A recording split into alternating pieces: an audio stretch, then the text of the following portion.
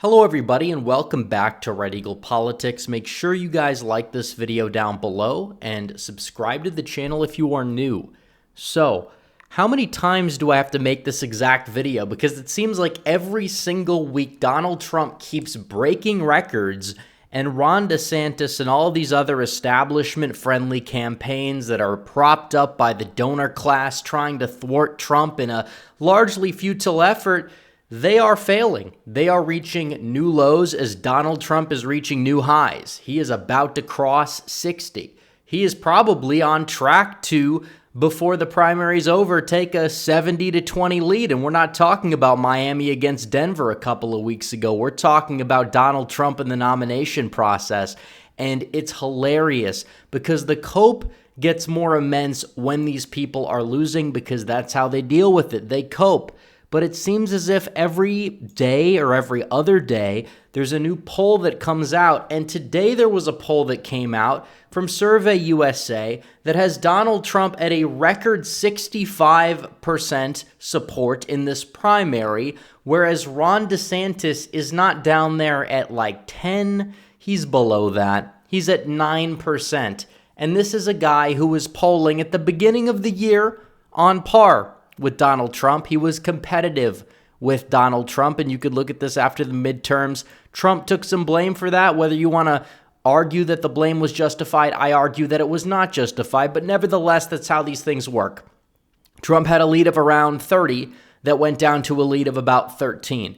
And DeSantis, he was polling above 30%. He has lost over, in some polls, he's lost over 70% of his original or his peak support. And he's also, you could go all the way back to when he announced, before he announced, they said we'd get an announcement bump. We never got that announcement bump. He has lost over half of his support since the middle of June, even. Think about that. And this is a guy who's been out there. He's been on the ground in Iowa. He's been campaigning. Donald Trump has been indicted 4 times. Is that moving the needle? If anything, it's moving the needle in favor of Donald Trump, and Trump's polling better against Biden than DeSantis's. DeSantis's favorable rating is in the absolute gutter as well. You're looking at this. He's down minus 14.5. We're supposed to believe he's the electable choice, but in polls where him and Trump have similar name recognition, he polls worse on the unfavorable scale.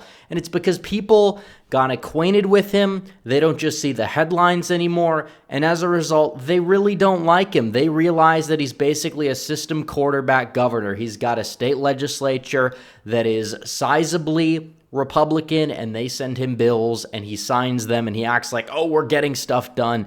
And in reality, he's really not doing much more than a lot of other Republican governors that have similar sizable majorities do. The only difference is he is in the state of Florida, so he's been able to use that to his advantage compared to somebody like Greg Gianforte or Henry McMaster, who have been better governors, but are in states like Montana and South Carolina, where they're not exactly going to get as much positive press. And that's true. And DeSantis has a lot of money behind him. That's why he had that massive win in 2022. And now they're propping him up for 2024. But even they are saying, what's going on, Ron? Like, seriously, this is the product you're giving us? This is what we're throwing our money at? To the point where a lot of them are just abandoning the presidential race altogether because they know Trump's going to win. They don't want to back Trump either, at least not in the primary. Or they're going to somebody like Nikki Haley, who has seen a sizable surge in the polls very quietly. You know, she was polling before the debates at around 4%. Now she's the one they're propping up, who has gotten 7.5% or so, a little bit below that in some recent polling. And Vivek saw a little bit of a surge, but he's fallen a little bit recently. And honestly, even though it seems like a lot of people are saying he's winning the debates, and I think he is, it just seems as if a lot of the people that are saying that support Trump anyways, to the point where he doesn't really have a path because the DeSantis people don't like him, the Republican establishment doesn't like him, and a lot of the people that like him say, okay, maybe you should be a Trump advisor, and that they prefer Donald Trump to somebody like Vivek. So either way, DeSantis is screwed, and it's not even just nationally because they will cope and say, well, Iowa, He's down in his own internal poll in Iowa by 31 points. 31 points in Iowa. If you don't win Iowa, if you're DeSantis, you're screwed. If you're down by 31, you're mega screwed. By the time, South Carolina, New Hampshire, Nevada come around, you're probably going to lose those states by more. Haley's probably going to get a distant second in South Carolina, and DeSantis will get a distant third. And then the fifth primary is going to be Michigan, and he's going to get utterly cooked across the board there. And that's going to be interesting to see. But in terms of other states, because his own home state is Florida, he's down by 35 in Florida.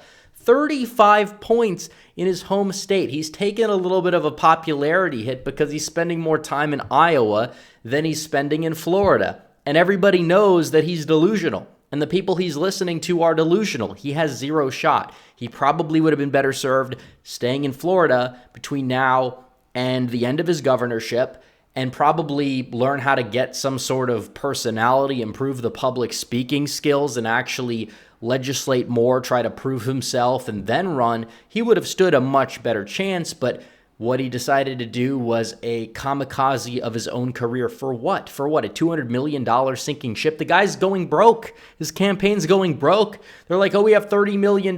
You've already spent hundreds of millions. For what? What have you spent all the money you've spent up to this point for? Losing support? You're spending money not to gain or stop the bleeding. You are spending money to lose, to get single digits, You were supposed to say, well, he's going to get an announcement bump. Oh, the debates are going to help him. We just had a debate and he's falling faster than ever. And oh, he needs a reboot. He's rebooting. He needs a regroup. How did that work? How many regroups or shakeups has he had? It doesn't matter. He's losing. Stop being delusional and get behind the eventual nominee. It's going to be Donald Trump. You didn't have to like him as your first choice, but he's your only choice now. And it's always been that way, for the record. It's always been that way. Make no mistake about it. But seriously, New Hampshire, he's down by 39. He's possibly going to fall behind Chris Christie in New Hampshire. In some polls, he is falling behind Chris Christie. And even though he has a favorable view in the eyes of a lot of Republicans in Florida, still, a lot of those Republicans who have that very favorable view of him, their allegiance, first and foremost, is to Trump, not DeSantis. 61% of them back Trump over Ron DeSantis. So what does that exactly tell you? It tells you that this was a massive, massive mistake. And even though he was liked by a lot of people and still is liked in Florida by a lot of people, they don't want him at the national level. I talk about this all the time. Just because you're good as a governor in the eyes of people doesn't mean you're going to be good when you reach that national level, because it's a different level of competition. There's different issues. He was already there as a congressman. He was relatively non-notable to the point where Congressman DeSantis doesn't even sound right to a lot of people because he didn't make any waves when he was there. He had a mediocre voting record that maybe you could say was slightly above average at best. At best, folks, that's what we're talking about here.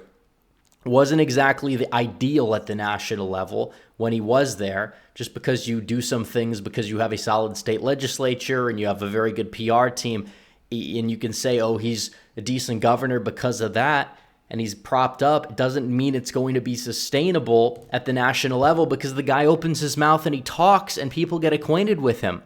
And the thing that they see is not always something that they should really want to see. And now they're losing so poorly that they're advising him to attack Donald Trump. And when he's asked about Trump, he used to sidestep the questions. Now he's trying to take him head on.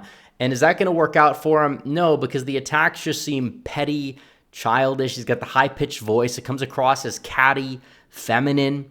I mean, obviously he's wearing the heels. I mean, this is just an added little touch to that. But beyond the point, what we see is that these attacks on Trump probably are only going to help Trump, because it just provides a contrast. Because the original appeal that people had for DeSantis was, oh, he's Trump without the baggage. Oh, he's like Trump who gets stuff done. But then they see him and it's like, this guy's not Trump. And then they look into it and it's like, oh, well, he really doesn't get as much stuff done as people say he gets done, this, that, and the other thing. And they look at his positions on certain policies and say, okay, well, he's not necessarily as electable as they originally thought. So either way, Trump's going to fight back against this, you know it, and his retaliations are probably going to be more brutal for DeSantis than whatever DeSantis is throwing his way, because that's what Donald Trump does. He gets attacked, he responds, and then the opponent's like, why is he attacking me? They cry, and it doesn't work out well for them. And you could say, well, Trump technically attacked DeSantis first. Folks, it's true publicly, but at the same time, he only did it because he knew that Ron DeSantis was going to go out there, listen to his advisors, be smug and sanctimonious, and that's exactly what he's done, to the point where even if people question Trump's original attacks on DeSantis, they eventually stuck because they were proven right with this joke and disaster of a campaign, which brings this meme to the forefront when I'm in a ruin my own future competition and my opponent is Ron DeSantis. Made that meme myself, by the way. So true. It's sad to see for his sake. You honestly almost feel bad for him. You almost do. But it's true. I mean, these aren't made up numbers. They aren't. Polls can be wrong. I've said that many times on this channel, obviously. But our primary poll's going to be off by 35, 40 points? No. And typically when polls have been off, they've been off in terms of the fact that they've been underestimating Trump. So it's possible Trump's leading by an even wider margin than this. So we'll see what happens come election time, come primary season, but it's going to be a fun ride. So anyways, guys, thanks for watching this video. Like this video down below, comment down below, subscribe to the channel, hit the bell for notifications so you never miss another video. Follow me on social media. The links are all in the description down below. As always, guys, thanks for watching. Red Eagle out.